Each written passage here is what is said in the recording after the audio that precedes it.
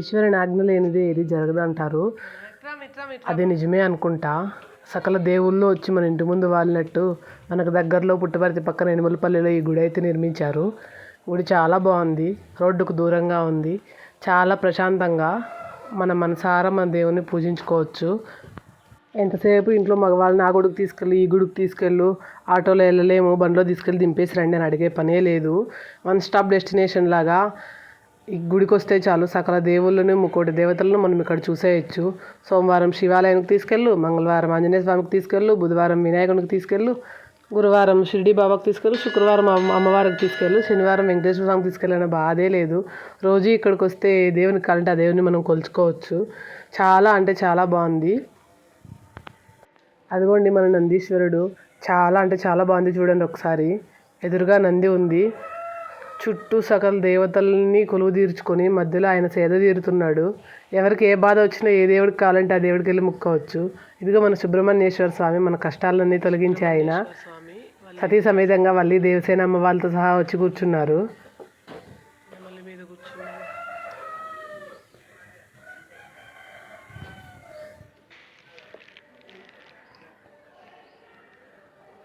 కళ్ళారా చూసుకొని నింపుకోండి. చాలా అంటే చాలా బాగుంది గుడి. ఇక్కడ గాయత్రీమాత విగ్రహాన్ని చూడండి ఎంత నీట్గా చెక్కారో. చాలా అంటే చాలా బాగుంటుంది. అసలు మాట్లాడడానికి నాకు ఎలానో ఉంది, అంత బాగుంది గుడి. చాలా ప్రశాంతంగా ఉంది. ఎవరు డిస్టర్బ్ చేసేయడానికి ఉండదు. ఈ శిల్పాలు చెక్కిన వాళ్ళకి నిజంగా టెంకాయ కొట్టాలి. అంత బాగుంది. చాలా అసలు ఇంత క్లీన్ అండ్ క్లియర్గా చెక్కారు. రీసెంట్గా కట్టారు. చూస్తే అపార్ట్మెంట్ లాగా ఉంటుంది కానీ గుడి అనిపించదు. కానీ లోపలికి వస్తే మాత్రం ముక్కోటి దేవతలు ఇక్కడే ఉన్నారు. సో ఇక్కడ దక్షిణామూర్తి గారు ఉన్నారు. అటువైపు గణపతి. అసలు ఈ దేవుళ్ళ గుడులు ఎక్కడున్నాయో కూడా మనలో చాలా మందికి తెలియదు. వెతుక్కోవాలి ఇప్పుడు చూశాక. సో ఇక్కడ లింగోద్భవమూర్తి, లింగం నుంచి ఉద్భవించాడు ఆయన. సో అందుకే అంత చిన్న దీనిలో ఆయన ఫేస్ని అండ్ అలాగే కింద వరాహస్వామిని కూడా ఎంత క్లియర్గా చెక్కారు. మా పిల్లలు బాగా ఎంజాయ్ చేశారు. గుళ్ళో ప్రశాంతంగా ఉంది. బాగా తిరుక్కుంటూ ఉన్నారు. నెక్స్ట్ వచ్చేసరికి శనీశ్వర స్వామి. మనకు దగ్గరలో పావగడకి వెళ్ళాలి శనీశ్వరుని దర్శించుకోవాలంటే, లేదంటే నవగ్రహాలు ఉన్న చోట వెళ్ళి చూడాలి. కానీ ఇక్కడ స్పెషల్గా పక్కన పెట్టారు. చూడండి ఎంత క్లియర్గా ఉందో. శనిత్రయోదశి కావడంతో తైలాభిషేకం చేశారు. మినిమినా మెరుస్తున్నారు. మనం కూడా దర్శనం చేసేసుకుందాం. దీపం పెట్టేసి ముక్కోండి. చాలా విశాలంగా ఉండడంతో పిల్లలు కూడా బాగా తిరుగుతున్నారు. అండ్ అలాగే ముందుకు వస్తే ఇక్కడ కాశీ విశాలాక్షి అన్నపూర్ణదేవి ఉన్నారు. పరబ్రహ్మ స్వరూపం శ్లోకం పిల్లలు బాగా చెప్తారు కదా, అది వినడమే కానీ చూడలేదు. అన్నపూర్ణదేవి చూడండి ఎంత బాగున్నాయో. పూజలు కూడా బాగా చేసుకోవచ్చు. పరబ్రహ్మ స్వరూపం శ్లోకాన్ని బాగా చెప్తుంది. One stop destination. అలాగైతే మనం ఎక్కడికైనా వెళ్తే రిసార్ట్స్ ఫ్యామిలీ ఎంజాయ్ చేయడానికి చూసుకుంటాము. అలాగే దేవుడిని పూజించుకోవాలంటే ఇక్కడికి వచ్చేయండి. One stop destination. ఏ దేవుడు కావాలంటే ఆ దేవుడు మనకు ఆఫర్లో దొరికినట్టు బాగా దొరికేస్తారు. ఇలాగే ఎదురుగానే సింహరాజు వారు అయితే ఉన్నారు. ఆయన కూడా దండం పెట్టేసుకున్నారు. అమ్మవారి ముందు ఉన్నారు. అలా ముందుకైతే మాత్రం ఇక్కడ వస్తే శ్రీ రుద్రాంశ ఆంజనేయ స్వామి ఉన్నారు. రుద్రుడి అంశ కలిగినటువంటి ఆంజనేయ స్వామి ఇక్కడ. ఇదంతా ఈశ్వరుని మాయే అనుకుంటా. దగ్గరలో ఇక్కడ గుడి లేదు అనుకుంటే ఇక్కడ ప్రత్యక్షం అయిపోయారు. సో ఇక్కడే నవగ్రహాలు ఉన్నాయి. నవగ్రహాలు అయితే 9 చుట్లు తిరిగేసి పొద్దున్నే లేవగానే వచ్చి 9 చుట్లు తిరిగేసి బాగా దేవుని దర్శనం చేసుకొని ఆఫీస్కి వెళ్ళొచ్చి ఇంట్లో వండుకొని ఇంట్లో పని చేసుకోవచ్చు.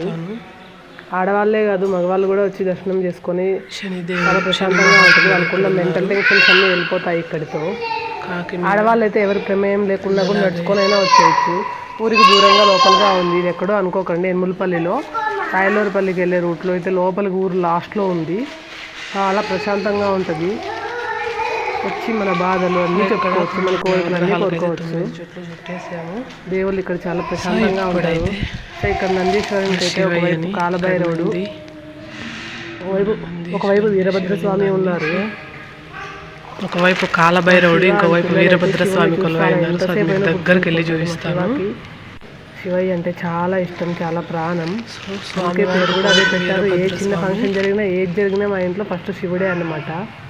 సో ఇక్కడ వీరభద్ర స్వామి ఉన్నారు ఒకవైపు, ఇంకోవైపు కాలభైరవుడు ఉన్నారు. మధ్యలో మన శివుడు కొలువు తీరాడు. ప్రశాంతంగా చుట్టూ దేవతలందరినీ పెట్టుకొని మధ్యలో సేద తీరుతున్నాడు వీరభద్ర స్వామి. కాలభైరవ స్వామిని మనం ఎప్పుడు సూర్య గారి మూవీస్లో చూడడమే కానీ ఇలా రియల్గా ఎప్పుడు నేనైతే ఎప్పుడు చూడలేదు. చూసిన వాళ్ళు ఎవరైనా కామెంట్ చేయండి.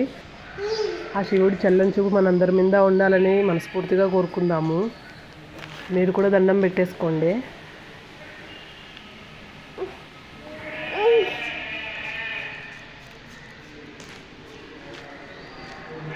ఆ శివయ్యని ఎంతసేపు చూసినా మనకు తనివి తీరదు, అంత అందంగా ఉన్నారు.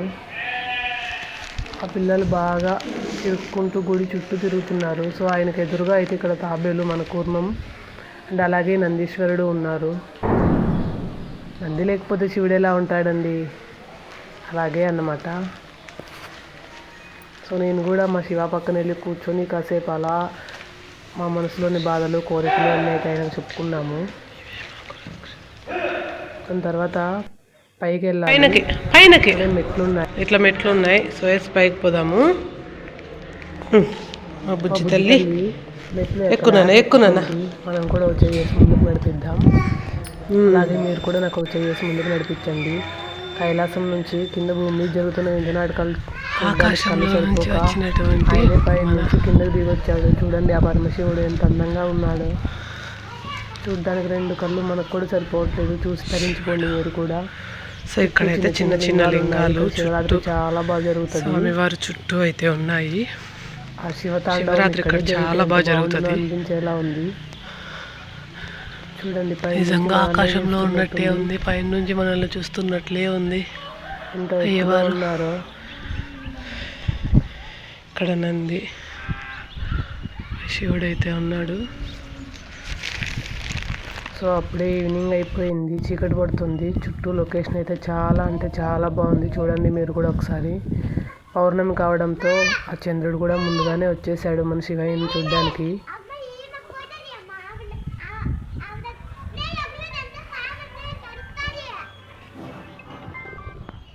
ఇంత మంచి క్లైమేట్లో శివయ్యని చూస్తే మనసు చాలా ప్రశాంతంగా అనిపిస్తుంది.